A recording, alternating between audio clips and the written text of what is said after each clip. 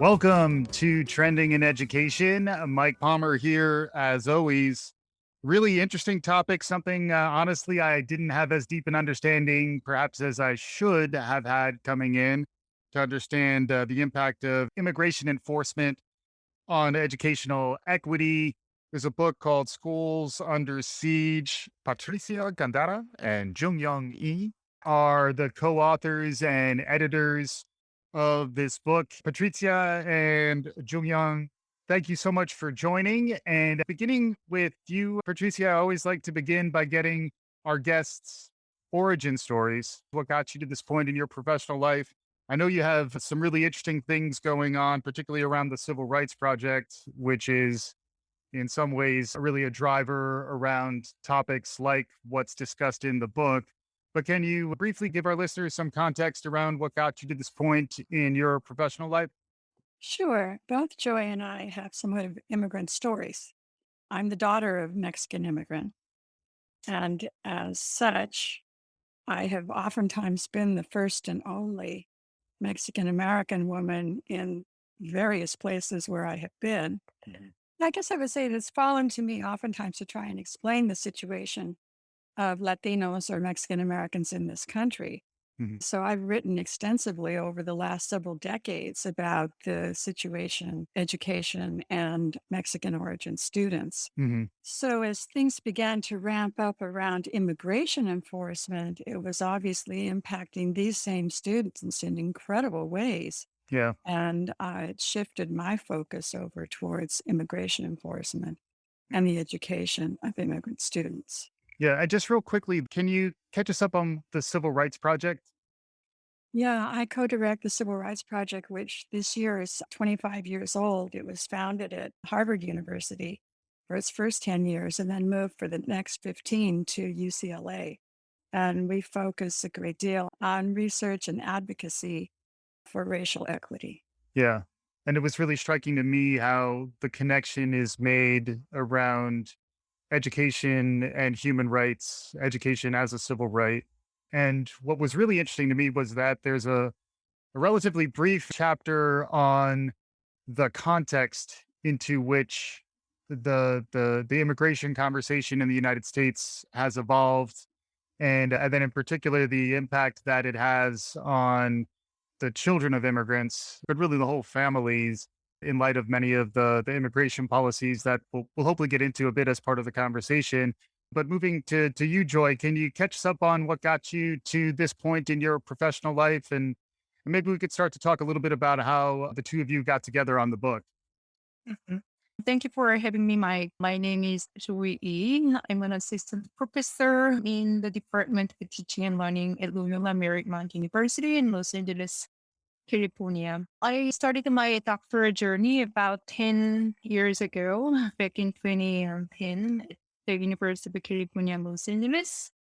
And I was incredibly fortunate to have Dr. Patricia Gantara as my advisor and mentor at the time. And since then, I have looked at various issues around education equity, including school segregation in education for English language learners in the bilingual education context and education for immigrant families as well. And after I got my doctorate in education from UCLA, I worked as a postdoctoral scholar at the UCLA Civil Rights Project, where Dr. Candara is a co-director. And so I worked there about 4 years as a postdoctoral scholar. Yep. And then I joined Loyola Marymount University back in 2018. As Dr. Gandara mentioned, I'm an immigrant scholar myself. So this topic around the impact of immigration enforcement actions and policy changes, it really relates to me in many ways, including my personal identity and professional identity as well.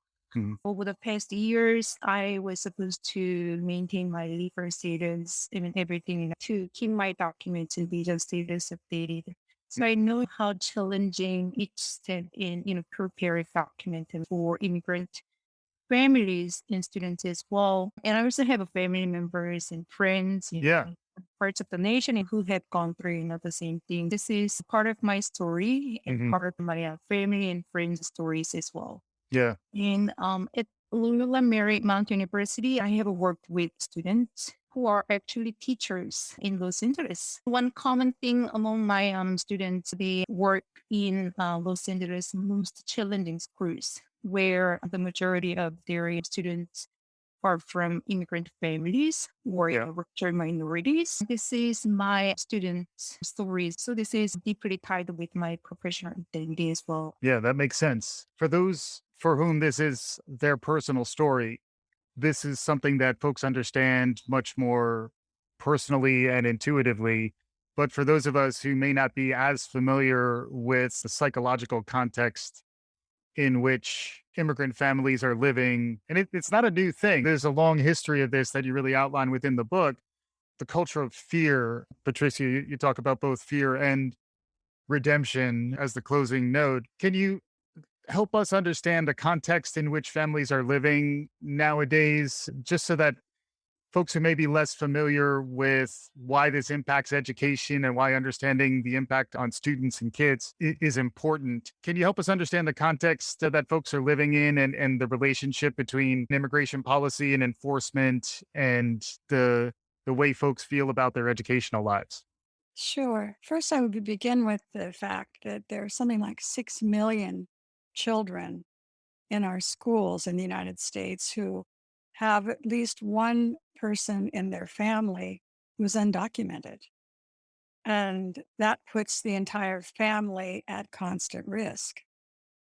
So these 6 million children are, as Joy was noting, they tend to be in the most challenged schools, the poorest schools with the fewest resources, with the teachers who have the least preparation for working with them. And so we have a lot of children who are at a very big disadvantage in the schools to begin with. And then they have the constant fear of what happens if some ICE agent comes to our door. And when I get home in the afternoon, my parents aren't there. Mm-hmm. What teachers tell us and other educators tell us is that these students can't concentrate. They are oftentimes just very distressed and disturbed, and they're not learning. Right. And to the extent that this kind of stress affects these students, it also affects the other kids in the classroom and the other kids at their school because it's very disruptive. Hmm. And it affects the teachers because the teachers feel an enormous responsibility for their students and feel that oftentimes they don't have the information or the resources to help these children. Right. So it's creating huge upheaval in our poor schools in this country. Yeah. And it came to a head, really.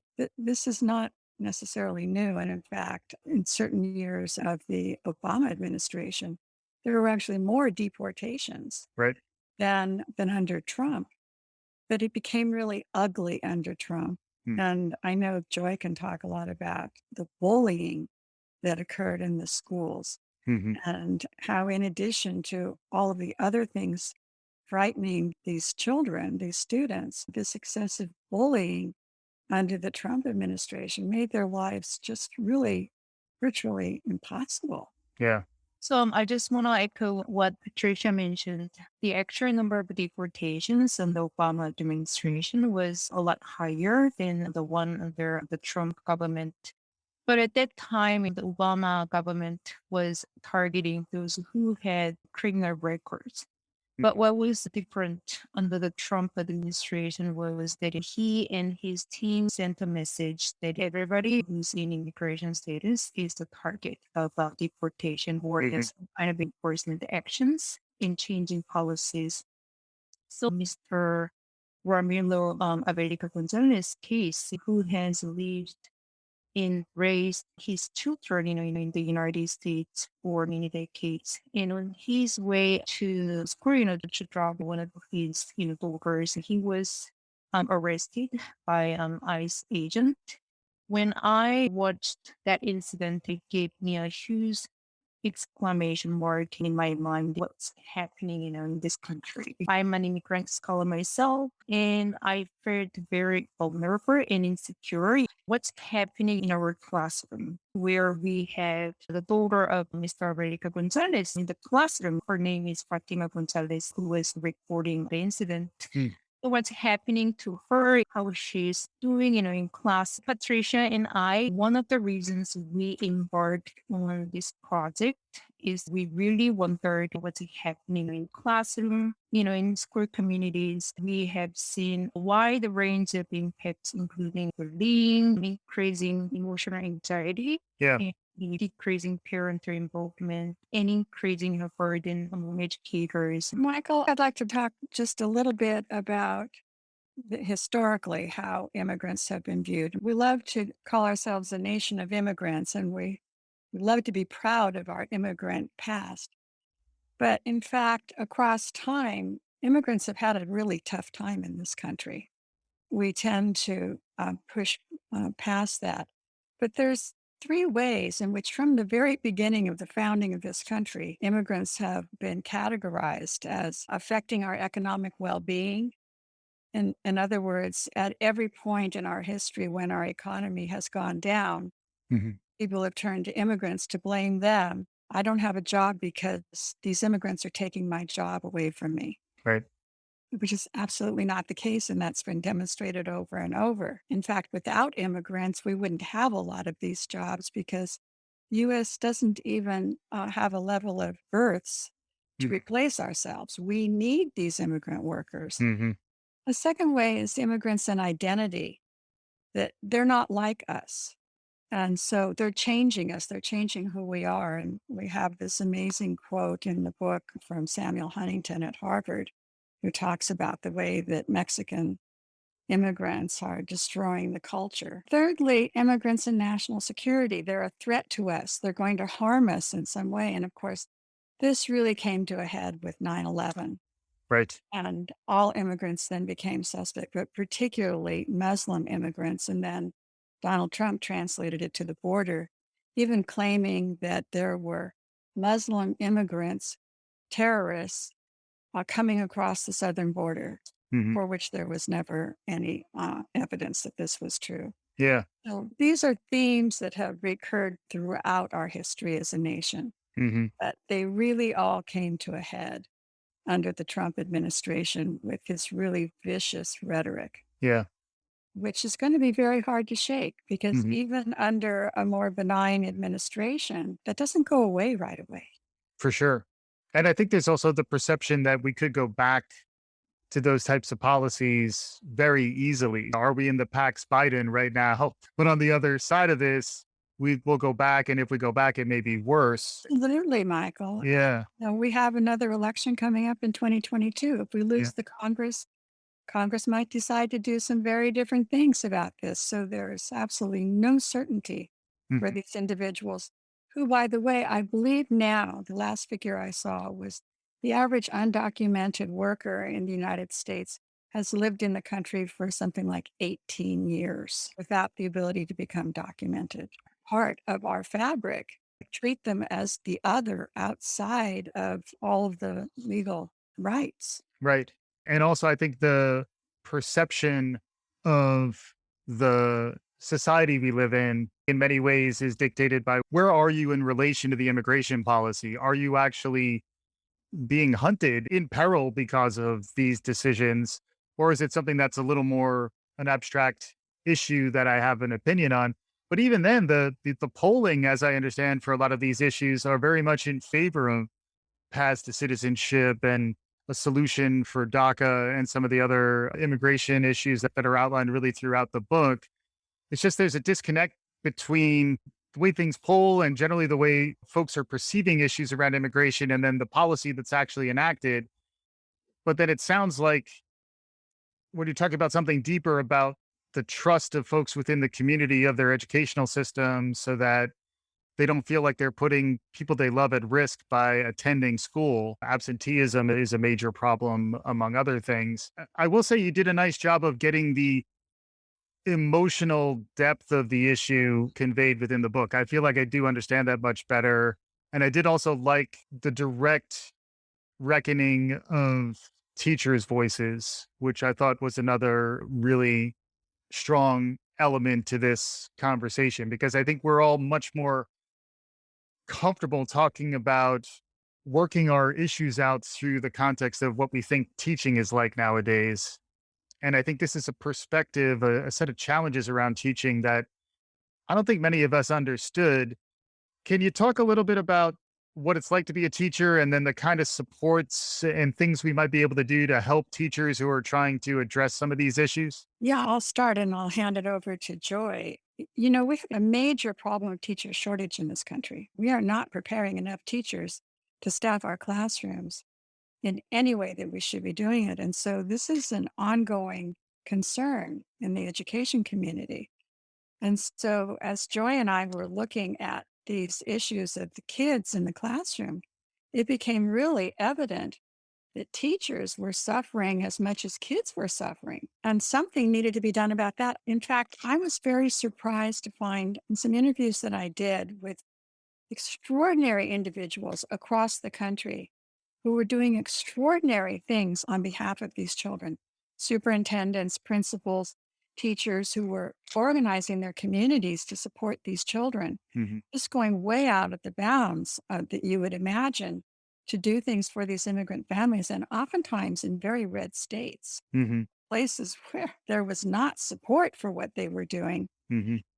But in spite of all that they were doing for the families, for the kids, there was almost nobody who said, "Oh, yeah, we have a program for our teachers." Hmm.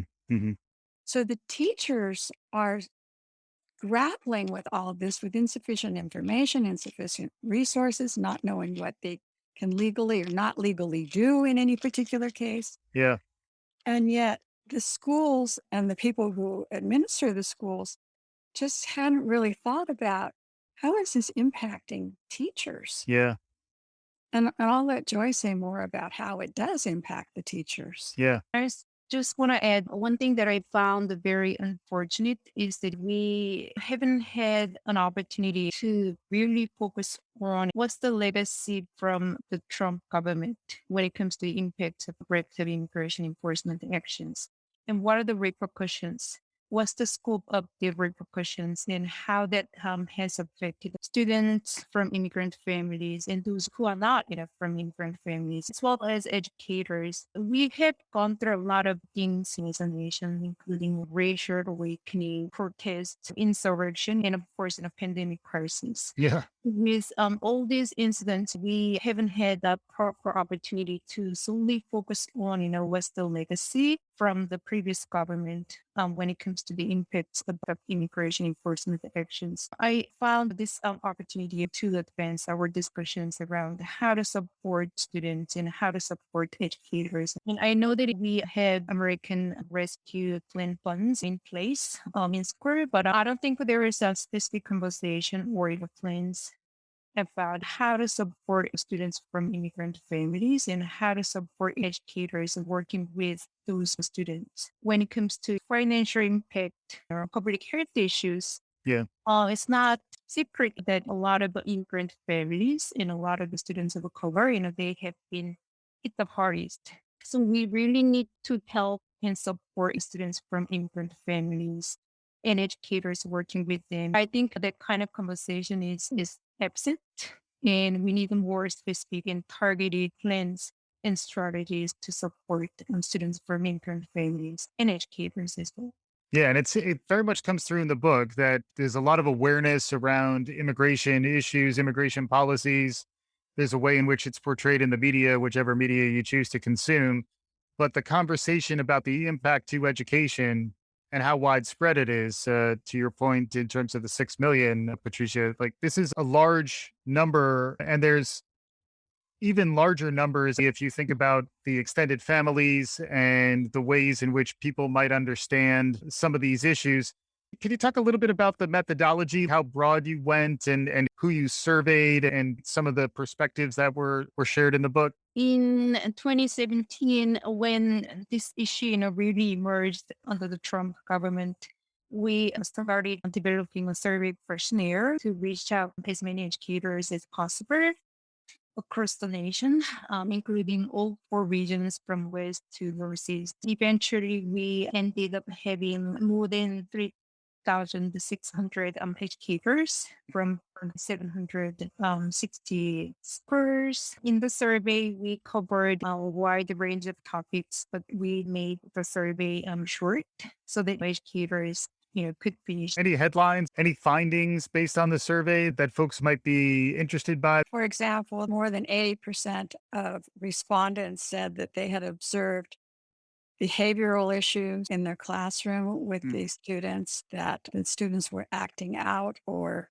not able to engage in the instruction. Hmm. It's more than 80% of Yeah. respondents.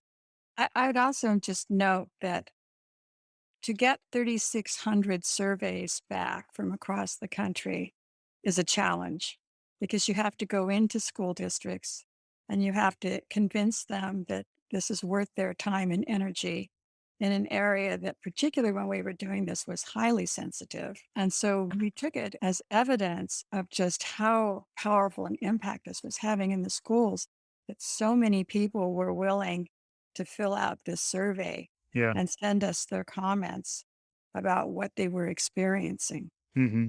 And it's not just a border state issue. Yeah. 13 different states. Hmm. Yeah. And as Joy said, in all four census regions. Yeah. So we have from the Northeast to the Southwest Right. and on. Yeah. Yeah. Yeah. And then the context around who's impacted, because there's the illegal immigration side of things versus the visa side of things. That's one comment I would like to make, which has always made me a little bit crazy understanding what I do about the immigration system. Is many people love to tout that they're pro immigrant as long as they come in legally. Hmm. But the fact is, we have set up an immigration system that does not allow most of the workers to come in legally. Hmm. We've capped it artificially, even though we know that we need these workers. So we know they're coming in. The employers depend upon these people coming in. Hmm. And yet we have no mechanism for allowing them to do this, Hmm. quote, legally. It's a farce. And that's particularly the case in terms of Mexican Americans and the relationship between Mexico and the US around immigration, which is particularly fraught in light of the rhetoric of the Trump campaign. And that's an area that you've been very close to throughout your career. And it's increasingly Central Americans, in Hmm. fact, who Hmm. are arriving at the border. Right. No real legitimate way. The other one that people love to tout is that their forebears came in legally. And so if these folks would just come in legally like Mm-hmm. their forebears did, they would be fine with it. But the fact of the matter is, until 1924, we had not invented illegality in immigration. Mm. Pretty much everybody came in as is. And there was no holding people out on legal terms. Hmm. 1924 is the origin of what became ICE, Hmm. the Border Patrol. Yeah. Prior to that, you could walk across our border any day you wanted to, Hmm. either north or south, and there was nobody who was going to stop you. Yeah. Yeah. And then now, in light of the pandemic and the insurrection, which you were mentioning, I think people do feel more under threat, under attack. And then how that then manifests in their relationship towards immigrant populations and the experience of being someone who is here as an immigrant is even more challenging than perhaps it ever has been. Where do we go from here? It seems like there's a culture of fear, but then there's also this idea of redemption and some opportunity, some rays of hope, despite the fact that we're shedding a light on an area of genuine challenge, something that is very much tied to civil rights. Where do we go from here? What are some ways in which people might be activated? Are there any ways in which we can build on a positive foundation that we might have around addressing some of these issues? Well, we dedicate a chapter to the various things that we think we need to be doing right away. I would just mention first off that at a very basic level, departments of education at the state level or superintendents of education by and large, are not providing adequate information for their schools about what's legal and what's not legal and what they can do for these young people. And in fact, immigrants do have rights. Most of the rights in the Constitution also include immigrants. Mhm. Constitution doesn't say U.S. citizens have this right. It says persons. Mhm. And people don't know that. People don't know what their rights are. And of course, we also talk about the rights of immigrant children to language education. Mhm. And in fact, documented or undocumented, our Constitution says that all children in this country, regardless of their immigration status, are due a full and adequate and free education through the 12th grade. Mhm. And yet, people don't know this. Yeah.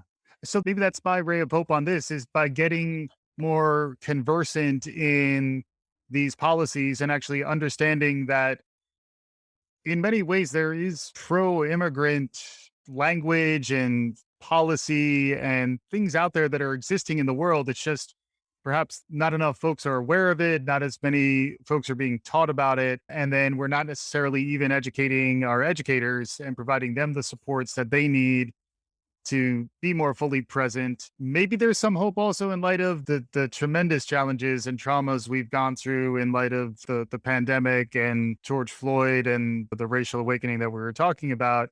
We're all much more aware of trauma informed practices and understanding that folks are at risk, understanding that there's maybe an added dimension with real depth to the level of psychological trauma that immigrants and immigrant families are going through, and it's going to take some time to come out of it. I guess it's an argument for raising awareness so that we can be more empathetic and perhaps be trained better in terms of engaging with this population. One of the things that immigrant advocates have pointed out is that during the pandemic, immigrants in the workforce were disproportionately essential workers, forced to go to work even without adequate protections for themselves, and have disproportionately felt the effects of the pandemic, Hmm. both in terms of their health, their rates of death, as well as their economic well being.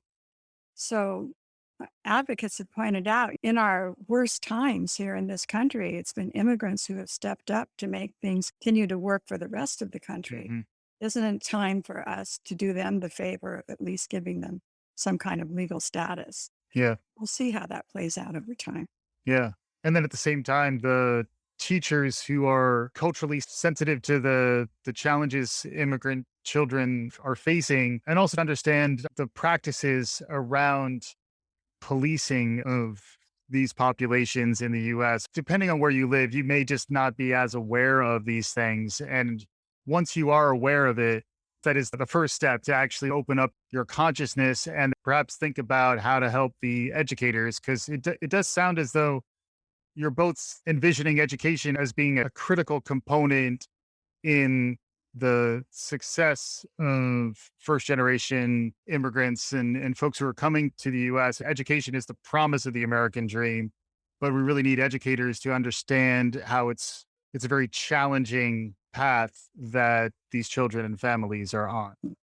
Yeah, I can't agree with you more. I mean, when it comes to teacher education programs, from the perspective which just mentioned, like we really need to increase our awareness and consciousness in terms of developing more information around how to support students from immigrant families or students who speak another language other than English. And I think there's a lack of support in practices in developing, teachers who can understand the diverse, cultures and backgrounds among students, especially in racially diverse communities. We need to make more conscious effort to prepare, students, teachers in a better way in the Mhm. teacher education programs. At the same time, when it comes to K through 12 education curriculum, we need to include more specific and deliberate content to recognize and acknowledge diverse immigration pathways and immigrants' cultures, traditions, and things like that. So, for example, we haven't really discussed the impact on Asian Americans in the pandemic, context in our book because Mhm. the time, we collected the data, the pandemic was not there. So Right. not able to capture the pandemic crisis and its impact on Asian students specifically. But what we have heard over the past months is Stop Asian Hate. And a lot of hate crimes targeting Asians, Asian Americans. But in the immigration context, in many cases, their voices in their existence have been ignored or been dismissed in many ways. So we really need to diversify our stories in curriculum when it comes to discussions about immigrants and different pathways they have gone through. Yeah, makes sense. The name of the book is Schools Under Siege: The Impact of Immigration Enforcement on Educational Equity, edited by Patricia Gandara and Jungyeon Yi. Really wonderful having you both here for this conversation. As I mentioned, the book was certainly illuminating to me, and there'll be links to the book on the show page for this episode. As we're getting closer to conclusion, I always ask my guests for something out there in the world that is inspiring them or capturing their interest these days. Just some concluding thoughts, and feel free to bring in something from the outside that surprises us. Perhaps I could surprise you a little bit by telling you that another project that I'm engaged in very much right now is the 600,000 US citizen children who are now in Mexico as a result of all of these years of deportations, Mm. trying to integrate themselves into the Mexican school system. Hmm. And if you think we're having trouble in this country, Mexico's not been an immigrant receiving nation. Hmm. There's very little consciousness about kids joining their schools who look like their classmates but don't speak Spanish or don't read or write it, Wow. have a very different educational background. And the teachers have no idea what to do with these students. Hmm. So these are 600,000 US citizen kids Hmm. who likely as not will eventually come back to the US seriously undereducated Hmm. and with nothing in place to help them integrate into the system. So Hmm. it's another thing that we're grappling with. Wow. Yeah. Yeah. And then if folks want to learn more about this stuff, is the Civil Rights Project, is there a website they can go to? Absolutely. www.civilrightsproject.ucla.edu. Okay. Awesome. And Joy, any concluding thoughts from you as we're wrapping up? I believe in the power of research, and I really want policymakers and other stakeholders to leverage our research as evidence to advance discussions around immigration and immigrant students to help and support them in a more proper way. So that's my concluding thought. Yeah. Thank you so much to both of you for joining. Hopefully, our listeners enjoyed it as much as I did. Patricia Gandara and Joy E, thank you so much for joining. Thank you, Michael. It was our pleasure. Thank And you. yeah, and for those of you who enjoyed what you heard, be sure to subscribe wherever you get your podcasts. We'll be back again soon. This is Trending in Education.